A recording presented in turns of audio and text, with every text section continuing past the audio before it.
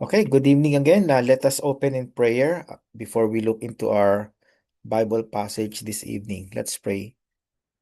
Dear God, again, we're so thankful for who you are and what you have done into our life, O Lord, these past few days.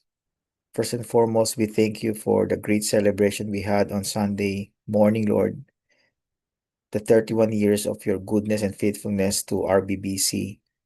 Thank you, Lord, that there are so many people who came there, and most of them were actually politicians in Richmond running this coming October, Lord, in the local elections.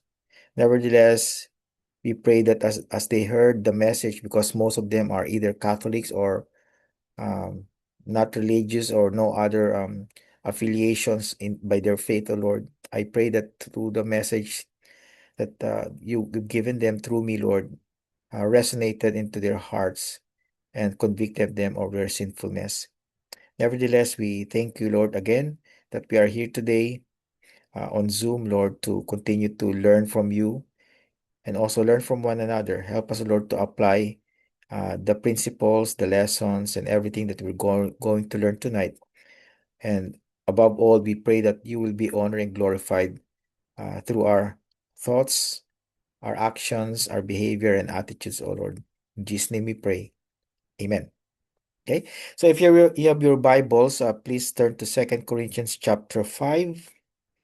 And I plan to teach this tonight because we know that this June, all of us are in a Bible reading plan of on Second Corinthians. Okay, all 13 chapters of Second Corinthians, and this day the reading is in Second Corinthians chapter 5, 1 to 10. So I did some kind, not it's not really soap, but more than that soap. It's like a mini sermon.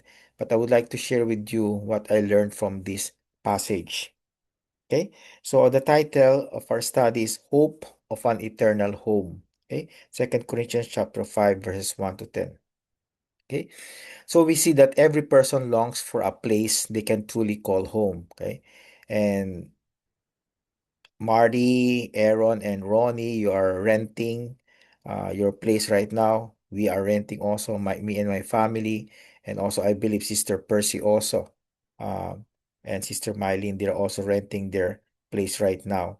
Nevertheless, we know that these homes that we have right now, the physical homes, they are not our permanent home. Okay, um, especially nowadays, our world is so filled with so much uncertainty. There's so much sickness, the hantavirus and also the Ebola virus being feared by many people because there could be a spread of these viruses again, just like this the coronavirus last time back in 2020. And also aging, of course, all of us are aging, and we no one can um, battle aging. We may slow down or delay it a little bit, but we cannot fight aging. Although I know in our world today, there are so many clinics uh, claiming to be anti-aging clinics, right? And so on and so forth. So those are misnomers because no one can delay or stop aging even. And of course, the last one is death. Okay. This is one of the most certain things that are going to happen to every individual in this world. And even though we don't know when we are going to pass on from this world, that's a guarantee that all of us will die, right?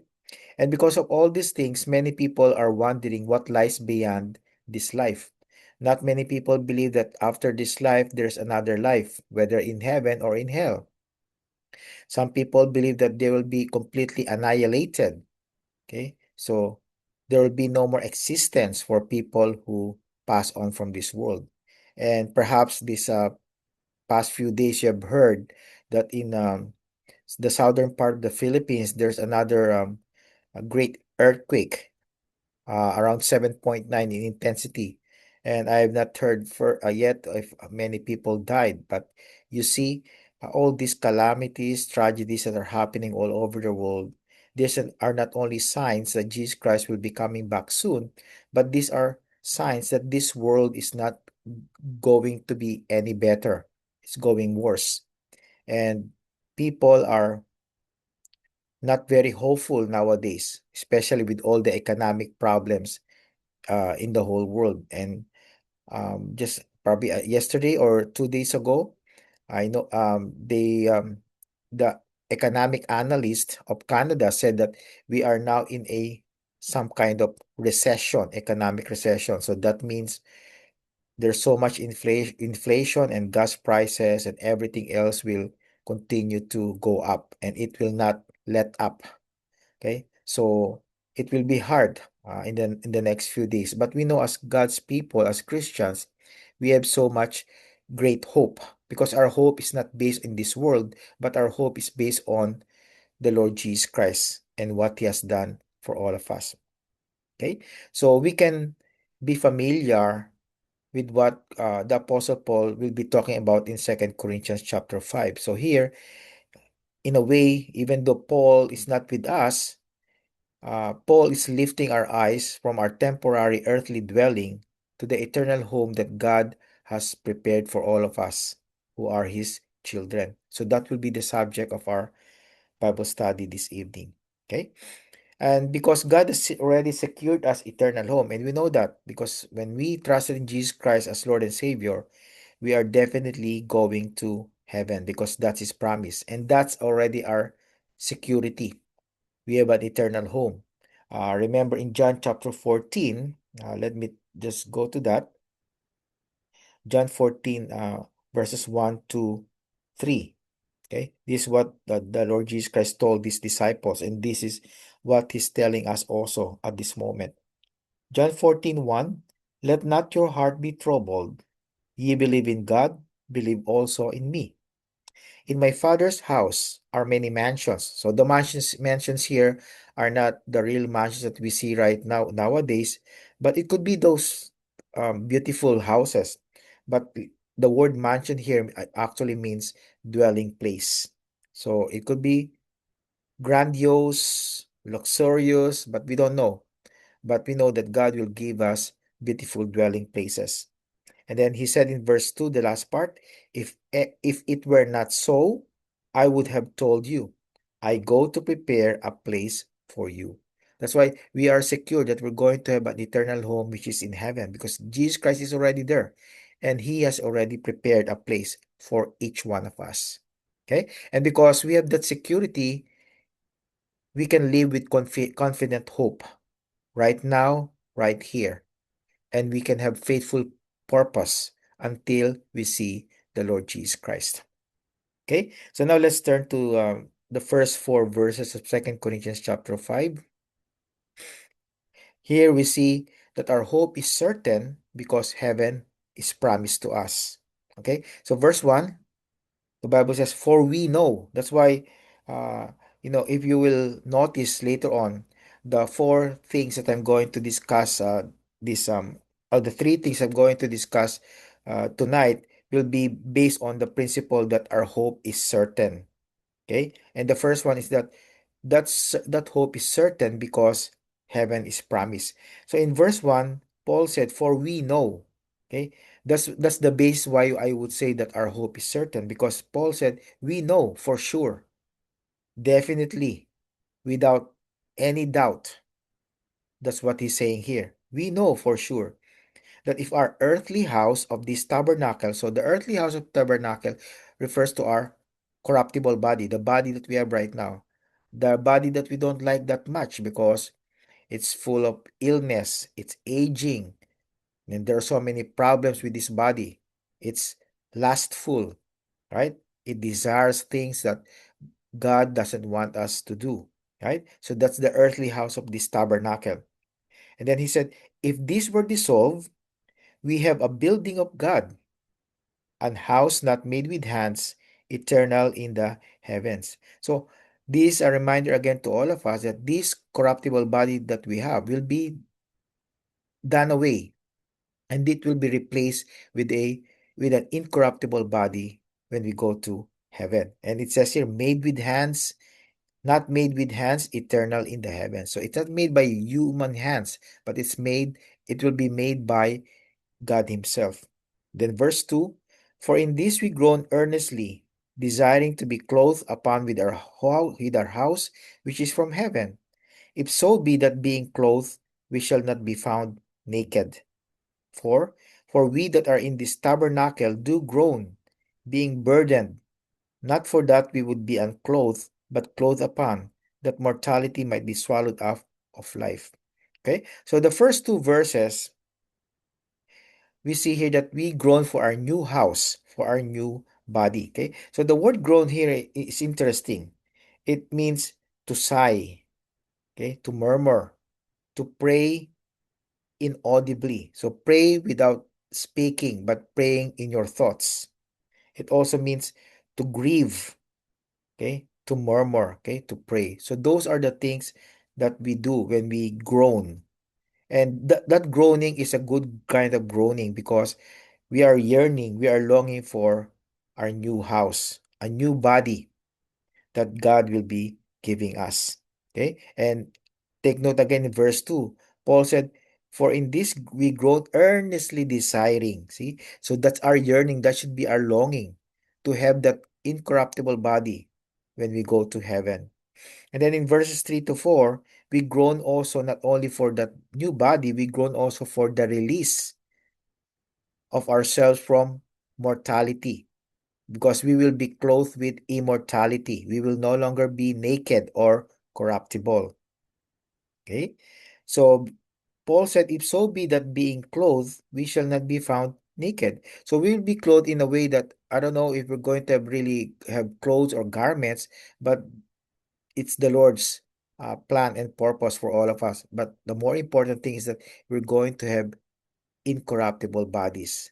It will not be affected by aging, by death, by illnesses, and by anything else. It will be a perfect body, the body that we are desiring, and the body that God will give us. Okay, and we will be liking that, of course.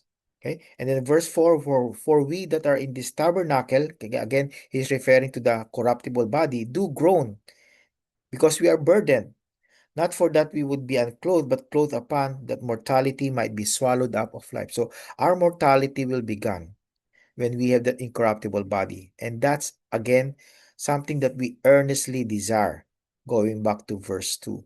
Okay? So, and that should be our mindset right now. Paul said in Colossians 3, should be our mindset should be on the heavenly things rather than the earthly things. Then secondly, our hope is also certain because God has guaranteed it already. God has guaranteed already our new body. God guaranteed already our eternal home in heaven. And what will be the guarantee? The guarantee is, of course, two things. The promise of God. Okay, it says here in verse 5, now he that wrought us, the word wrought means to work. He that worked in us for the self same thing is God. So that means it is God who will give us a new body. It is God who will is preparing for us our eternal home. And that's his promise to all of us. That's his guarantee. And secondly, he has given us a second guarantee, who also has given unto us the earnest of the Spirit. So the word earnest here means a down payment, a pledge, a guarantee. Okay, so it's like when you buy a car, okay, or even a house, and you mortgage it, right? You pay for it monthly or every few months, depending on your terms. But you know for sure that that house is already owned by you, even though you're still paying for it for 20 years, 25 years, or even 30 years, whatever the term is, right? So that's the guarantee. The Holy Spirit is the guarantee. The Holy Spirit, according to Ephesians chapter 1, 13 to 14, is the seal, the stamp of God, his stamp of approval, and also his guarantee that we are going to the heavenly place, which is our permanent dwelling. Okay, so those are the guarantees of God, his promise and his Holy Spirit. When we trusted Jesus Christ as Lord and Savior, this is what happened to us. Number one, We, the believer, participate in the divine nature. Okay? And because we are God's creation, new creation, and He gave us a second birth, then we have also that capability to think like God. We're not God, but we can think like God, we can act and behave like God, and we can speak just like God. So in short, we can be godly or godlike. So we are participating. That means we are sharing in the divine nature. Okay. Peter reminded all of us in Second Peter, okay, Second Peter chapter 1 regarding this divine nature that we share. Okay. In verse 3, Second Peter chapter 1, verse 3, Peter said, according as his divine power, okay, God's power, has given unto us things that pertain unto life and godliness, through the knowledge of him that has called us to glory and virtue. Okay, so God has given us his divine power so that we can live a godly life. We can live a life that is like God. Okay, so we can act, we can speak, we can think, we can behave like God because of that divine nature. Okay, secondly, the believer becomes a new creation, a new person, a new self, and we will see this in tomorrow's reading in Second Corinthians chapter 5, verse 17. Therefore, if anyone be in Christ, he is a new creature. All things are passed away. Behold, all things are become new. So all of us become new creation, new person, the new self. But spiritually speaking, because bodily, physically, we are still the same person. Okay. Thirdly, the believer is given, just like verse 5 in our passage says, we are given the Spirit who is the deposit or the guarantee or the pledge that God is going to give us not only an immortal home, but He's going to give us immortality. We will have an immortal and incorruptible body. So we have so much to thank for, right? Brothers and sisters in Christ, we have so much to thank for. Even though we are groaning right now, we are sighing, we are grieving, and we are complaining sometimes. Okay, we are not satisfied with what's going on in our body or even outside our body, the world that we live in. We know that in heaven we will be completely filled and satisfied by the Lord Himself. But right now, of course, if we have the right perspective, the heavenly perspective, we can only also be content and satisfied. So it's all about our point of view. If we see everything on God's point of view, then we can be happy and joyful. We can have peace of mind. We can have generosity. We can have love and all those things that we are desiring. So it's a matter of perspective, how you see things. Is it in God's eyes or in our own human eyes? Because in our own human point of view, of course, nothing is good. Everything is going bad. Okay? Then thirdly, we see that our hope is certain because Christ is already present in our life. He is with us. He will never leave us or forsake us. So verse 6 says, therefore, we are always confident. Okay. Paul said again the word confident here. So it's like saying in verse 1, he said, we know. Now he said, we are always confident. The word confident here means courageous. We are courageous. We can face even all kinds of adversities, not because of our own effort, but because of the divine courage that rests in each one of us. So he said, we are always confident, knowing for certain that whilst we are at home in the body, we are absent from the Lord. Okay? So he gives us, through this passage, the great courage to face the present, that even though we're not home yet in heaven, we are here still on earth, suffering all these things, feeling so much anguish and pain because of what's going on in our life or even outside our life. We can be courageous, we can be confident to face the present time. Remember, Psalm 23 says, the Lord is my shepherd, and what's the next one, I shall not want. I shall not want. Okay? Because the Lord is a present shepherd. Okay? That's why is in the present tense. It doesn't say the Lord was or the Lord will be. It says the Lord is my shepherd. So claim that also. The Lord is my shepherd. He is here right now, and he can give me the courage to face the present time. Now in verse 7, for we walk by faith and not by sight. So he stirs in us, God stirs in us through the power of the Holy Spirit, the importance of faith, depending on God, relying on him, trusting in him because he is the only one who is reliable. Okay, he's the only one who is reliable. We cannot rely on ourselves. We cannot rely on the politicians. We cannot rely on anybody else except for our Lord Jesus Christ. For we walk by faith and not by sight. Now in verse 8, he steers great courage, even creates a preference to be with the Lord.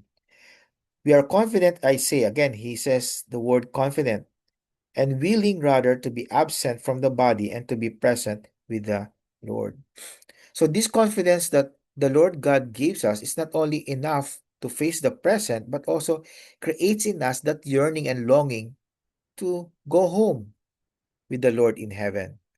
So at the same time that we are having the courage and the confidence to continue to go on in our life, we have also that yearning that God creates in us to be at home with Him in the future.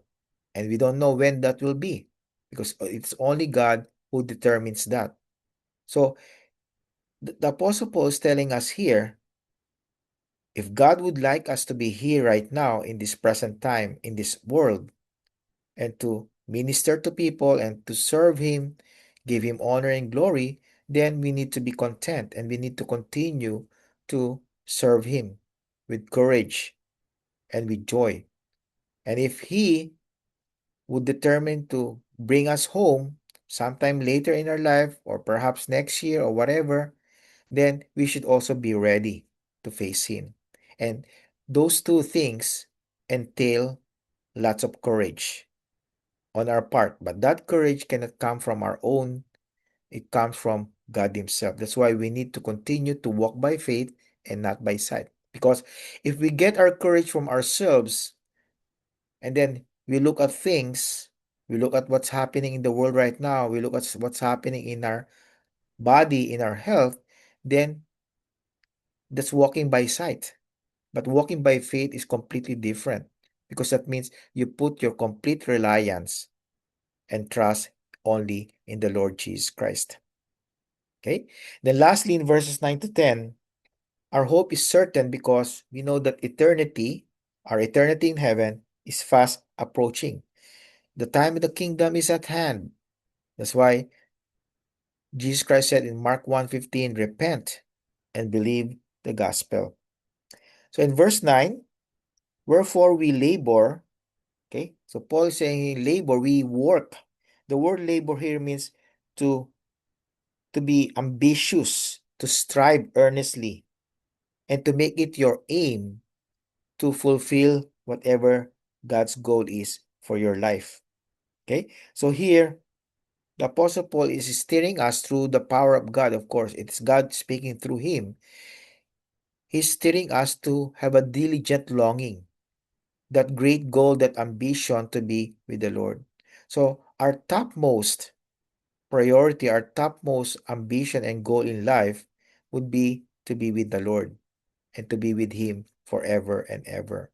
And everything that we do will always result into that companionship with the Lord God in heaven. Okay? And what is the purpose of this diligent longing that Paul is talking about in verse 9? Verse 10 says, for we must all appear before the judgment seat of Christ, that everyone may receive the things done in his body, according to that he hath done, whether it be good or bad. Okay, so we backtrack again to verse 9. The last part says, that we may be accepted of him.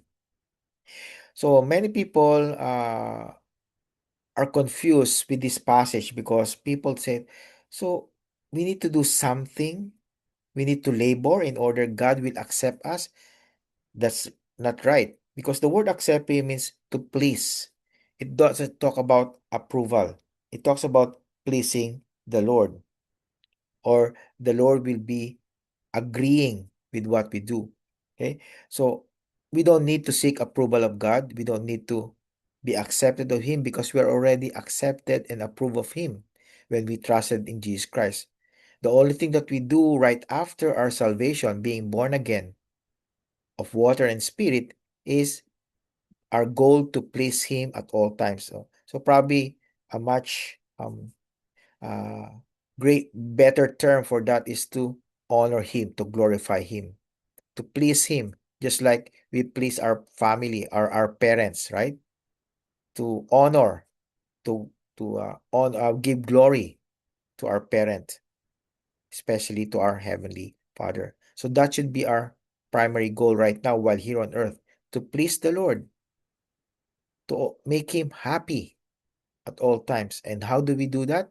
We obey Him and we love Him. Okay, remember, loving God in obedience are important. Those two things, loving and obeying God, are so important. Because if you say that you love Him, then you obey Him. And if you are obeying Him, you're telling Him, God, I love you so much. Okay? So the reason for why we are pleasing the Lord and we have that diligent longing is that there will be a coming accountability um, um, accountability situation when we go to heaven. And that's what we call the judgment seat of Christ. And sometimes, if you have heard, they call it also the Bema, judgment seat of Christ. Okay? Because at this point in time, it's not about a judgment whether we're going to heaven or hell, because that's settled already when we trusted in Jesus Christ. That's settled. We are going to heaven. But the judgment here will be the judgment on our works, the good works that we have done here on earth. That's why verse 10 says, the things done in his body according to that he hath done, whether it be good or bad. Okay, so there will be good works that we do that sometimes we thought they are good, but actually in the eyes of God, they are bad. So those things probably that we have done with selfishness, with selfish motives, we might be thinking that we did it for God, and it's a good work. But if there's a wrong motive or selfish motive, it's for our own glory, not for God's glory, then that will be a bad work, not really a good work. But we will not be punished to go to hell. We will still be in heaven, but we will lose the crowns corresponding to those good works. And that's why, while here on earth, we need to be faithful servants. We want to hear the commendation from our Lord Jesus Christ when we enter heaven. Well done, thou good and faithful servant. Okay? Because we have done the good works not out of our own effort, not because we have selfish motives, but because our motive is to give credit to the Lord at all times.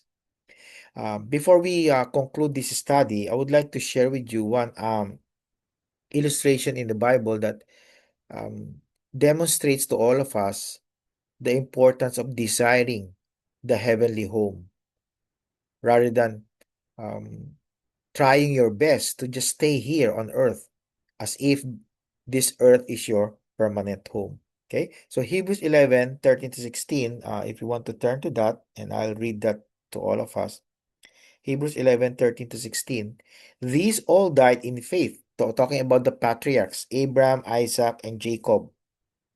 These all died in faith, not having received the promises, but having seen them afar off, and were persuaded of them, and embraced them, and confessed that they were strangers and pilgrims on the earth. So this is one thing that we need to remember. We are strangers and pilgrims on this earth. Okay? So the word stranger here, it means a foreigner. That means we are not citizens here. We may be Canadian citizens or American citizens or Filipino citizens, but that's only a temporary citizenship because our permanent citizenship is in heaven. Okay, so that's what it means by strangers. pilgrims. That means we are people from a foreign country who are just passing by. Okay, that's why we are pilgrims. We are just wanderers. We're just passing by here. Again, talking about the temporariness, okay, the transitoriness of our dwelling here on earth, because our permanent dwelling place is always in heaven. Okay? And then in verse 14, still in Hebrews 11, it says, "For they that say such things declare plainly that they seek a country." 15, "And truly, if they had been mindful of that country from whence they came out, they might have had opportunity to have returned. But now they desire a better country." Okay? I came from the Philippines. Sister Percy came from the Philippines. Some of you came from the US. Some were here born here in Canada. But wherever we came from as immigrants here in Canada, we know that we're deciding and we're going to a better country, a better place, which is a heavenly place. So Hebrews 11:16 says, "But now they desire a better country that is unheavenly. Wherefore God is not ashamed to be called their God, for he has prepared for them a city." God has prepared for us a city. It's not Richmond, it's not Vancouver, it's not whatever in this world. It's a heavenly city that we're going to. Okay? So these people, Abraham, Isaac, and Jacob, they consider themselves strangers and pilgrims, and they yearned and longed for a better country, which is a heavenly city. Okay? um, I thought of this illustration also in real life that we can see. Imagine you are a family building your dream home. Then, because your house is still under construction, temporarily you live in a rental place. And that rental place may be small, it could be uncomfortable, but you endure, you wait patiently and joyfully. Why? Because you know that you're going to move into your very beautiful home, your dream home, in the very near future. You have seen the plans, you have signed the papers, and you have paid the deposit. So, the same with all of us. Jesus Christ has promised for all of us that He is preparing a place for each one. We have a dwelling place in heaven, and we are guaranteed by God Himself through His promises and through the presence of the Holy Spirit who lives in each one of us, that we will not lose our place in heaven. And so that we need to be very thankful to the Lord Jesus Christ for what He did on the cross for us. And we need to be very thankful that we can never lose our salvation, because our salvation does not depend on us. Our salvation depends on God's grace and love and mercy, which will never be taken away from any of His children. So, what do we do now, knowing that our hope is certain because of everything that God has promised us, because of the Holy Spirit, because of the eternal presence of Christ in our hearts, and that this eternity that we are longing for is very, very near and is approaching very quickly? We need to do some things, right, while here on earth, while waiting for that heavenly home. First, do not become overly attached to this world. Worldly attachments will distract us. That will not cause us to lose our salvation, but that will lose our yearning, our longing for heaven. Secondly, face your suffering with confidence rather than despair. Yes, of course, we feel sad, we grieve, we mourn when we face sufferings, but always look that there's always light after the tunnel. Okay? Because God is always with us. Even though sometimes we think that we are in a very dark place, a very dark situation in our life, we need to understand that God will never leave us or forsake us. Thirdly, walk by faith. When your circumstances are so difficult, continue to look on the Lord Jesus Christ, the author and the finisher of our faith. Number four, make pleasing Christ your daily ambition. Every day that you wake up, when you pray, when you read your Bible, Lord, I want to please you today. Help me how to do that. By my associations with people, by my actions, by my thoughts, by my behavior. Then lastly, live each day in light of eternity. Live each day in light of eternity. Okay? Always think that what we are doing right now will matter in heaven. Everything that we do right now, especially the good works, will be accounted when we go to heaven. And if we have done all these things rightly for the honor and glory of God and not for our own glory, then we know that we're going to have crowns. So, here in summary, Paul reminds us that the Christian life is not built on wishful thinking, but on the certainty and the confident assurance that God has promised us and God has sealed us with the Holy Spirit. And God has said, I'm going to prepare a place for you, and you will be given an immortal body. And because of this, our future is secure. So we can live courageously, faithfully, and hopefully, even right here, right now. So this week, whenever you face a burden, any kind of disappointment or uncertainty, remind always yourself, my earthly tent is temporary, but my heavenly home is eternal. It will not be, this body is not permanent. This will be dissolved, but I'm going to have an immortal and incorruptible body. So we need to thank the Lord at all times and always be satisfied with what we have, even though we may not be rich. Just like the billionaires or the trillionaires in the world, we can be content because we have Jesus Christ as our Lord and Savior.